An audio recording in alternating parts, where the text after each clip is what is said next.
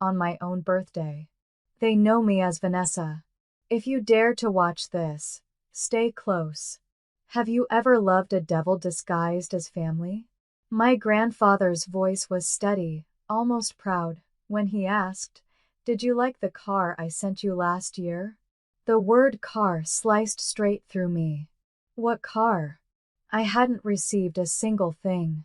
No note, no keys, nothing but their pitiful excuses about money being tight.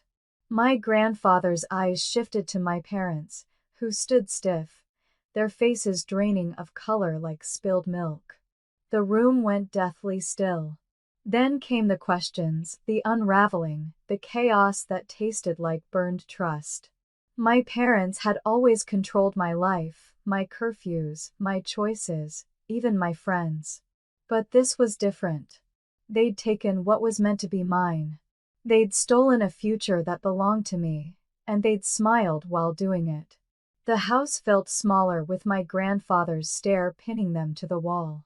Years of secrets cracked open, spilling poison across the carpet. I remembered how I'd worked 2 jobs, scraping by, thinking they were helping me save for college. Meanwhile, they hid a brand new car under their filthy lies. Their voices tangled in desperate explanations, tripping over each other like children caught red-handed. But the damage was done. I saw them for who they really were, jailers of my dreams, wearing the gentle masks of parents. My grandfather's jaw clenched, rage blooming in his eyes, and I felt something ignite inside me too. A flame I'd smothered for years finally burned to life. They thought they could keep me caged. They were about to learn what happens when a caged bird decides to fly, and drag their perfect little world down with her. My parents tried to calm him, spinning sweet little stories about delays and title issues and protecting me from insurance costs. But my grandfather wasn't a fool.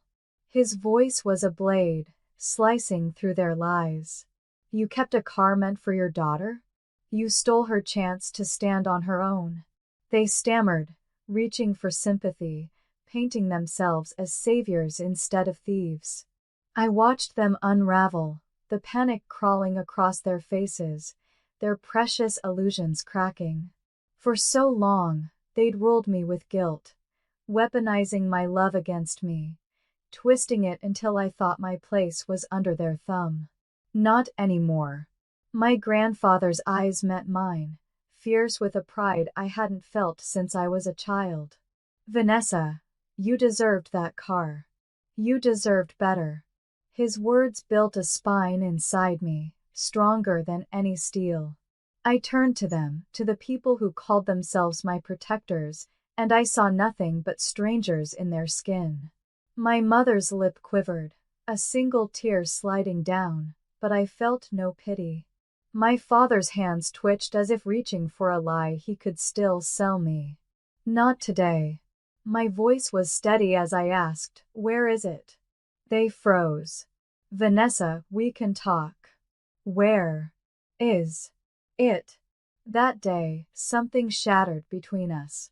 No apology could ever rebuild it. No excuse would ever bind me to their leash again. Their control had died the moment they got caught. And I knew then that my revenge wouldn't be loud. It would be methodical, precise, unstoppable. They stole my freedom on my birthday. I would burn every illusion they ever built to the ground, one truth at a time. They tried to keep me quiet, hissing apologies through clenched teeth, as if their shame could be hidden behind a whisper. My grandfather refused to let them off the hook. "Where is the car, Daniel?" he demanded, voice iron strong. My father's shoulders slumped, the last of his pride leaking out like stale water. We sold it. Sold it. My breath caught in my throat. 1,000 memories crashing down at once. Every weekend I'd walked miles to my shift.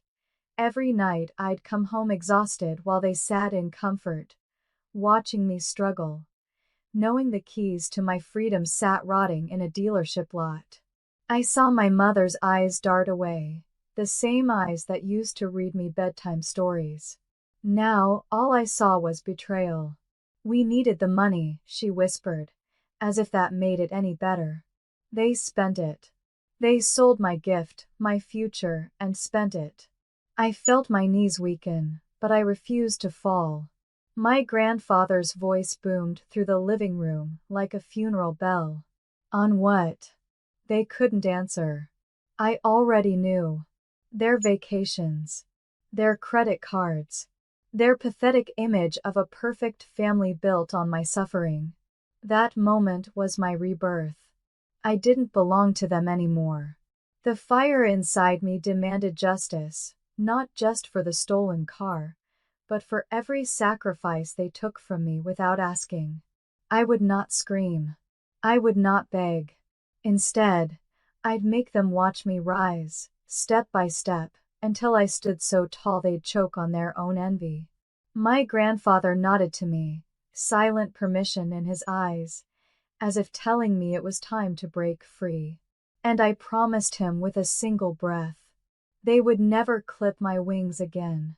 That night, I packed a small bag, just the essentials, because I refused to breathe the same air as them a second longer.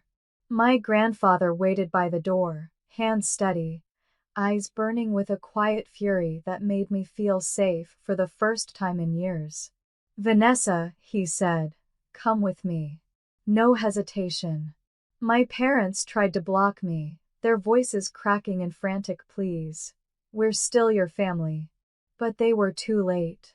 Family doesn't steal your dreams. Family doesn't sell your freedom and call it love. I stepped past them, 1,000 memories crumbling under my feet like dead leaves. My grandfather's truck smelled like old leather and fresh hope. As we drove away, I refused to look back at that poisoned house. He took me to his place, a quiet farmhouse an hour out of town, where the stars seemed to breathe easier. I fell asleep in the guest room, the silence wrapping around me like a new beginning.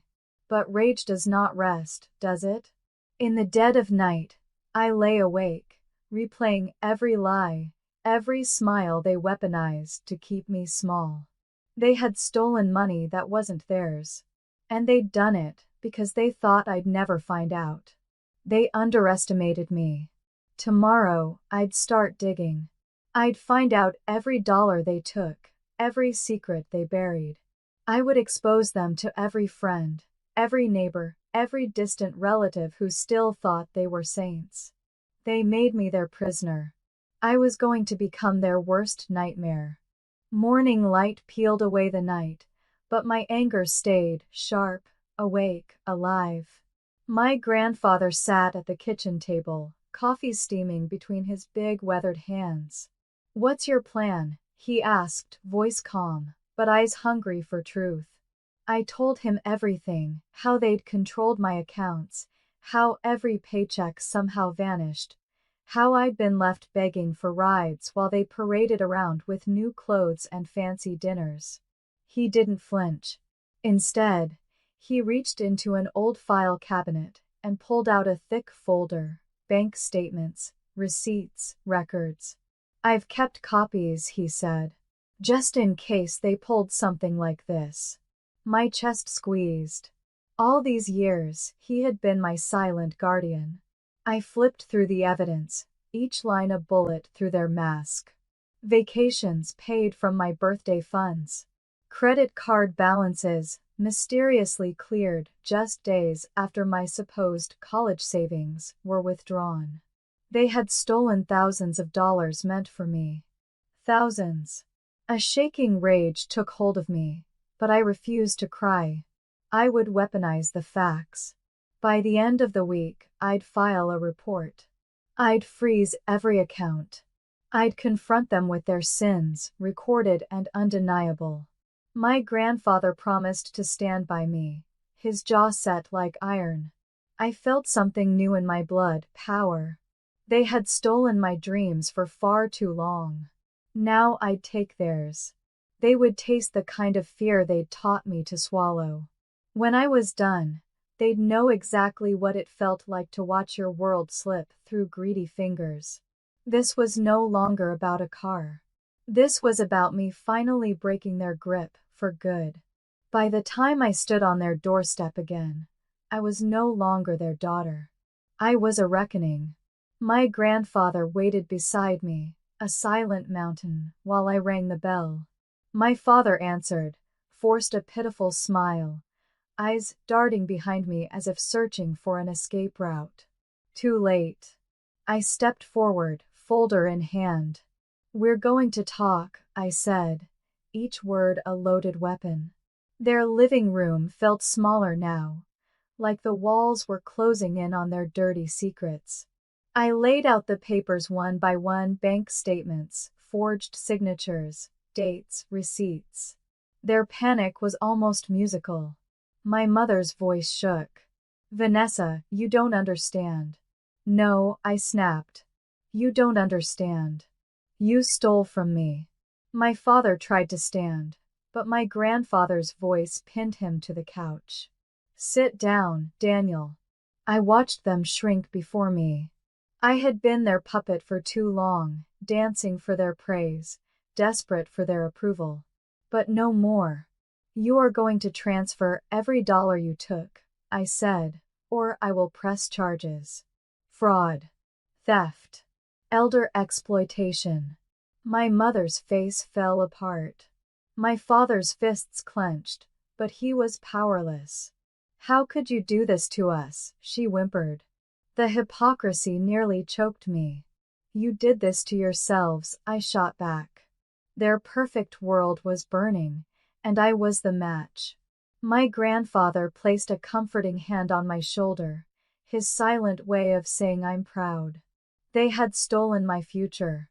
I was taking it back, piece by piece, until they had nothing left to hide behind but their own shame. They tried to negotiate, to twist the knife one last time. "Vanessa, if you do this, you'll ruin us," my father pleaded, as if the word ruin meant anything after what they'd done to me. I didn't flinch. "You ruined yourselves," I said, voice cold enough to slice glass. My mother sobbed into her hands, but her tears fell on deaf ears. I had cried too many times alone, wondering why nothing was ever mine, why every dream felt out of reach. "No more." My grandfather spoke then, his voice calm but absolute. "You'll sign the transfer paperwork today. If you refuse, she'll press charges. And I will testify." My father crumbled, the final layer of arrogance shattering. They signed. It was almost anticlimactic. How easy it was once the truth had been dragged, raw and dripping, into the light. I stood taller than I ever had in their house, the fear that had lived in my bones for so long replaced by a hard-earned peace. As I gathered the documents, I caught my mother's eyes, hollow, lost. For a moment, I almost felt sorry for her. Almost. Because sympathy had no place here. They had taken my independence, my trust, my faith in family, and tried to bury it under their greed. And now, they would watch me rebuild it all without them. I turned to leave, my grandfather at my side, a quiet sentinel. They could keep their apologies. I was done being their victim. I was my own future now. And no one would ever steal it from me again. It took less than a week for the money to hit my new account, every stolen cent, reclaimed. I used part of it to buy a car of my own, keys heavy with liberation as I held them in my palm. My grandfather stood beside me at the dealership, eyes shining with pride, like he was witnessing my rebirth. When I drove away that day, the engine roared through my veins like a war cry. I was free. Free from their lies. Free from the chains of their conditional love. My parents tried to reach out later, text messages dripping with regret. Apologies scripted like bad television. I left them on read. Because forgiveness is earned, not demanded. They had taught me that the hard way. I started college that fall, My name finally on every document, every piece of paper, every dream. No one would rewrite my story again. Some nights, I still see my mother's tears or hear my father's panicked voice. But they are ghosts now, powerless against the woman I have become. The woman who rose from the ashes of their betrayal. I built a life with no debts to them, no guilt, no chains. One day, maybe, they will understand the price of stealing another person's freedom. But even if they never do, I will sleep peacefully, knowing I claimed back what was mine. They underestimated me. They will never make that mistake again. Justice, clean and final, closed around me like credits rolling on the last scene of a brutal movie. What would you do if the people who raised you turned out to be the ones who stole your future? They tried to control Vanessa, to steal the very gift that could have given her wings. They sold her car, spent her money, and lied for years until one birthday shattered their perfect mask. With her grandfather's strength behind her, Vanessa stood up, exposed every lie, and took back her freedom piece by piece. In the end, she drove away in her own car, with her own name, on her own terms, leaving for more real, raw, and revenge-filled stories that feel like a short film. If you've ever had to break free from people who claim to love you, this story is for you.